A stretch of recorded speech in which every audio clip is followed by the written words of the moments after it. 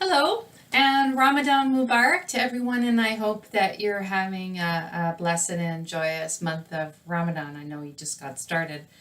So I'm sorry that I haven't had a ton of time to finish up this series. I know I was supposed to have a video to you at the end of April and then one at the end of May, but I have just been out of town so much that my schedule has just become a little crazy. So I'm just going to do this one last video, and I'm going to put together the things that I was gonna do in both of the sessions for the end of April and the end of May, and then just put them all together in this video today. So the reason I'm standing is because we're going to be doing some really presentation things today. So you've had the background on persuasion and how to do a good PowerPoint, and you've been doing some of your presentations now. And little shout out to group 5. I had tea with Kelly, your mentor, one of your mentors yesterday, and she's a good friend of mine, so really lovely to hear how everyone's doing. Okay, so we're going to talk about 3 things in this video, and then I'll go over some of it again with you in Japan and get you up and practicing so that you're really feeling comfortable with your voice and your body language and how you're presenting your project. Because if you're going to convince donors or people within your organization to support you, then a compelling presentation is going to be a big part of getting you there. So I have a few notes here, but the first thing I want to talk to you about is body language. And people talk a lot about body language in terms of how do you read a crowd, how do you read how your audience is reacting, and that's important to a point. But what's more important for you to understand as a speaker is your own body language. What are you projecting as you do a presentation? And a lot of body language has to do with how you're feeling. And it's really reflected in, if I'm standing up here and I'm not feeling confident and I don't like speaking and I look uncomfortable, it actually does show, and that's not great for having the confidence in your audience that you really want them to have. So when you think about it, think about times where you've been in a situation where you felt confident and comfortable. It all seems to go great, but when you're in situations like maybe doing a presentation, you just don't feel like yourself. So what I want to talk about a little bit in this video on the body language part is how do you become a lot more natural? And it really comes down to your body language reflects how you're feeling about being up in front of a group or your project, whatever it is. And that is just, again, it's reflected in your body language. The feeling comes across. So if you're uncomfortable, it's coming across. All right, so I want to practice this a little bit, and you don't have to do this in front of everybody. You can watch me do it, but I'd like you to, if you're sitting in your own home or in your office, close the office door, and I'd like you to do this with me, because I want you to get comfortable with your body language. Or if in your group, maybe in your group, you can do it as well. It's a little more fun, maybe with other people, but maybe less embarrassing if you're by yourself. All right, so we're going to try out what it looks like to adopt different postures based on a role that you've been given. And the role you're being given in Unitar is to be a presenter for your project. But today we're just going to fool around with this a little bit. So the first assignment is, if I were to ask you to stand like a chief executive officer, a CEO, what would that look like? So take a minute and stand how you think a CEO would stand. So I think about confidence and shoulders down and back and just standing with confidence. And usually my feet are about shoulder length apart, because that gives you the best posture. So CEOs stand with confidence and maybe a little bit of arrogance. So try that out for a second. You can pause the video and maybe have some fun with that. What does a CEO stand like? What would that feel like if you were a CEO? Okay, so the next one we're going to try is, all right, you're an Olympian. What does an Olympian, someone who just won a gold medal, look like? Maybe they're this, and they're really happy, or they're really emotional because it's everything they've dreamed of their whole life.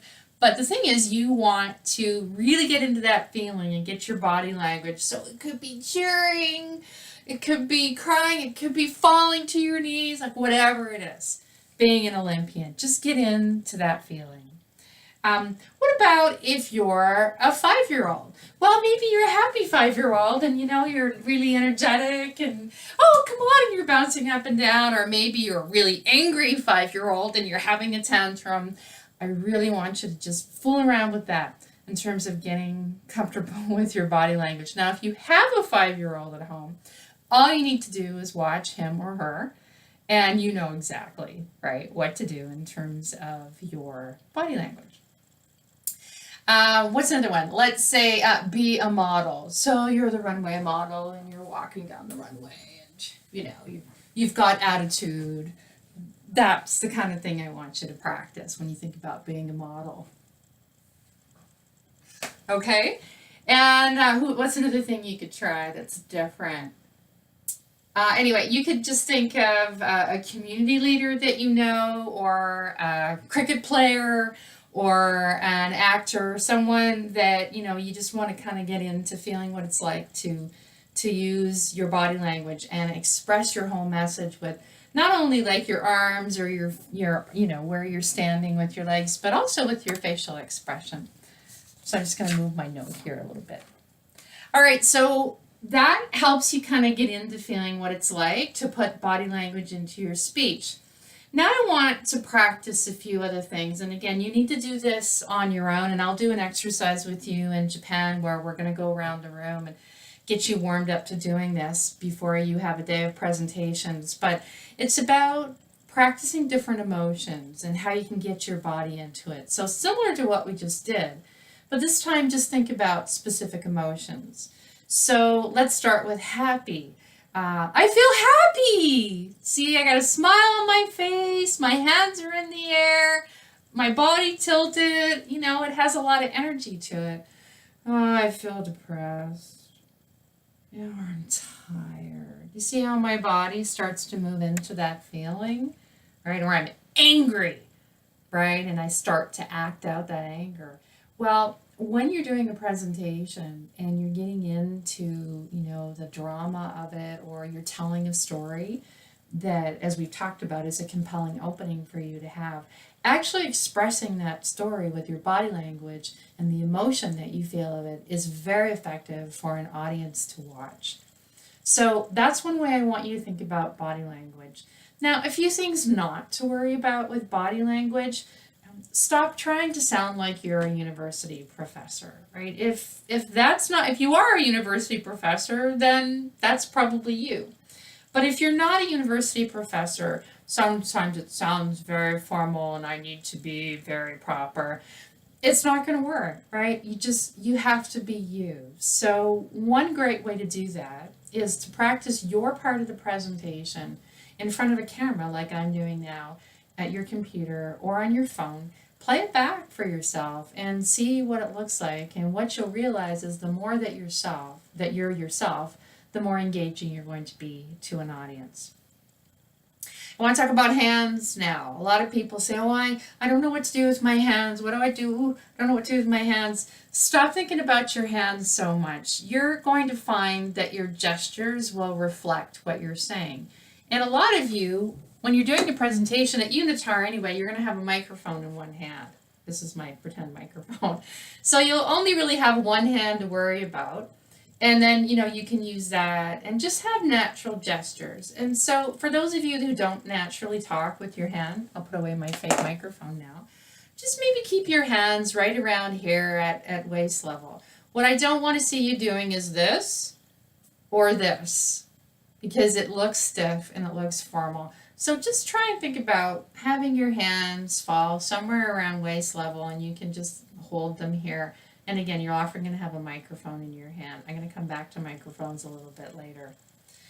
And so I don't want you standing like a soldier, right? Very stiff and formal. Again, people want to see that you're relaxed, because body language speaks more to us than the actual words you're saying.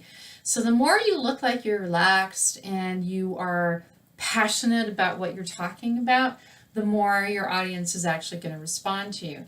Now, you know, and I know that you're looking for financial support or leadership sponsorship for your project. And some of you might be thinking, and I get this all the time as well, you know, it has to be very professional. So, being yourself and being relaxed and comfortable is not unprofessional. It's just being yourself and being comfortable. I don't think I'm being unprofessional with this. I teach public speaking all the time, so it is my profession. But think about this, when you have gone to hear a speaker give a presentation, what are some of the best speeches you've heard? And are they stiff, really formal speeches, or are they people that really tell you something about themselves? And it's that, right? It's the body language. So just practice that a little bit. Film yourself is the best way for you to get a sense of how effective this is being. All right, so that was body language. I have another little sign. So the next sign I want to talk to you about is vocal variety. Whoops, wrong way. I had to write this backwards too because of the camera. Vocal variety, in other words, how do you use your voice effectively?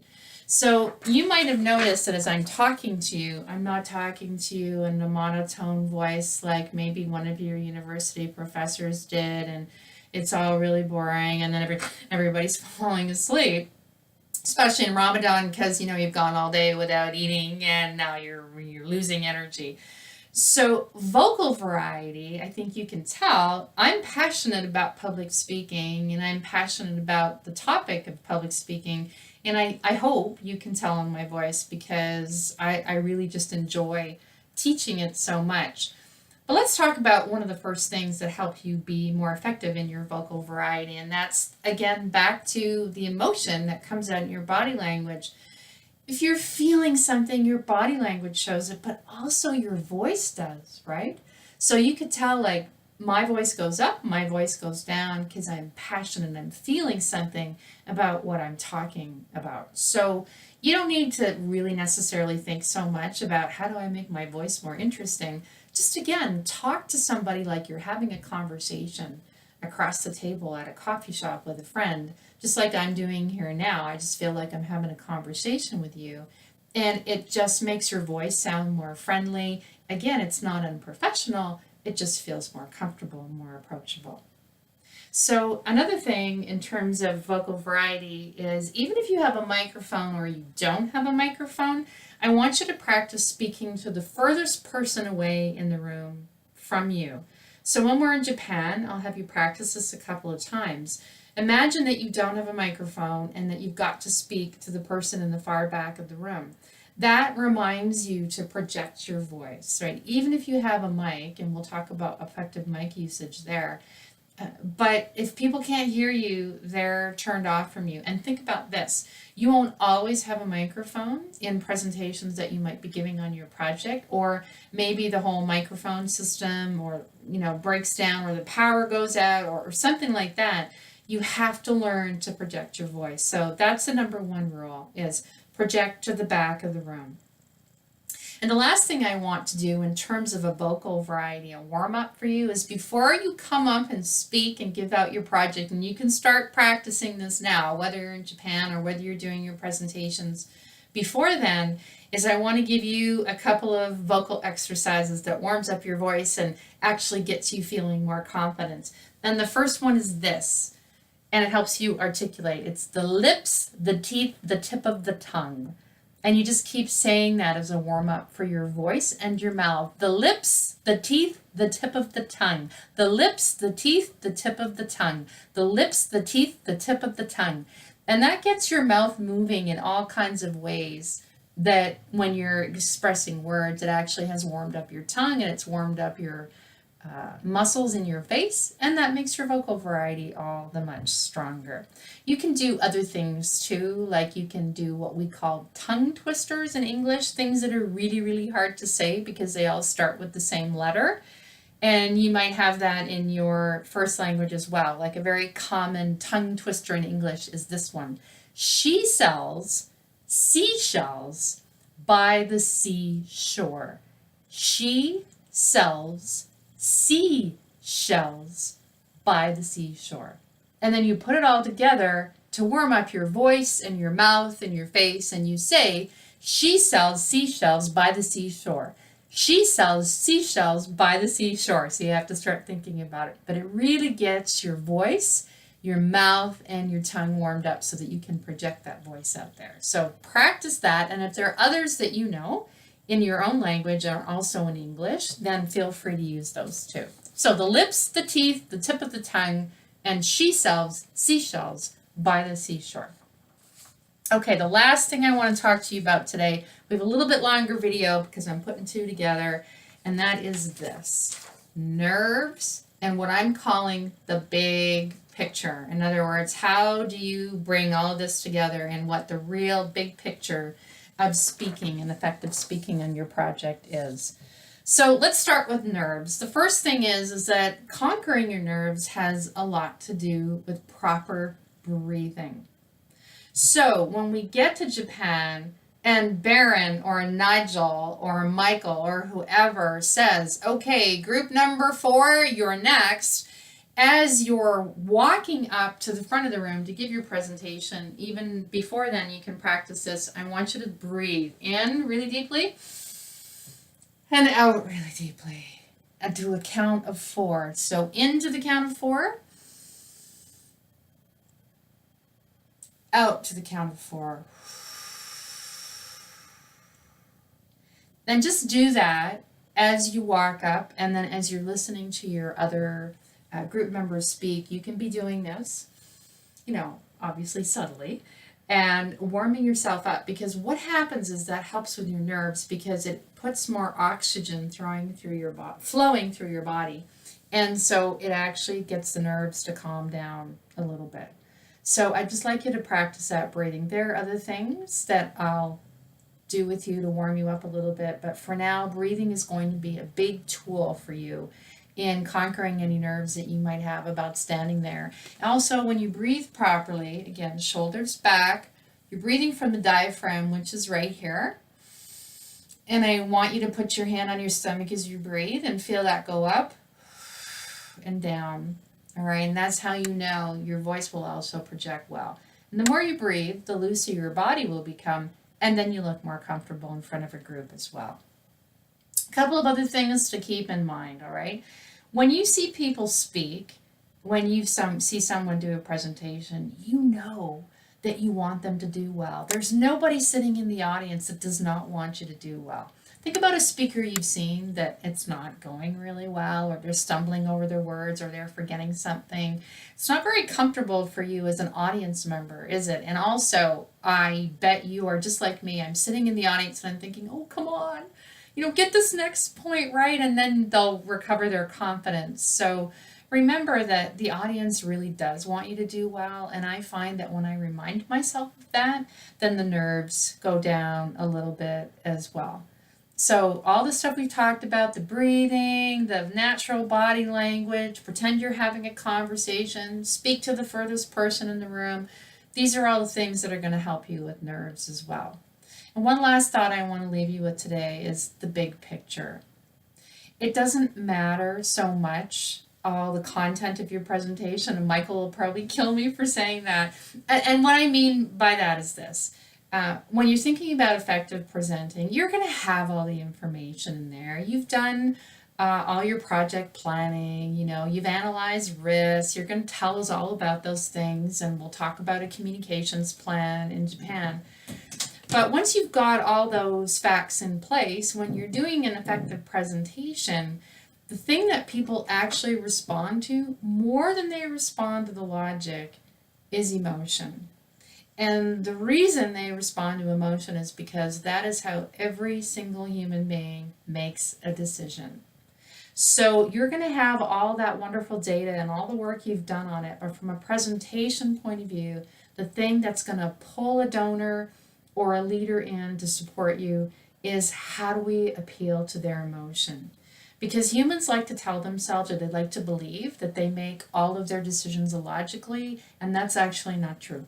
That is not how our brain works. What happens is the left-hand side of our logical brain will come up with the logical reasons why we're deciding on something or supporting something, but it comes after we've made the emotional decision. So that's how our brain works. That's brain science. It may happen in a tiny second, like a nanosecond, but we do make all of our decisions emotionally. So if you put all these things into your presentation that I've talked about, you have a good story that you're going to tell because you've got a great opening hook, and you've got a good closing hook like we talked about. You're going to have a powerful presentation that's going to convince your donors they need to fund your project, or convince your leaders they need to support you. That's all I have for you in this video. I will see you in Japan. Bye.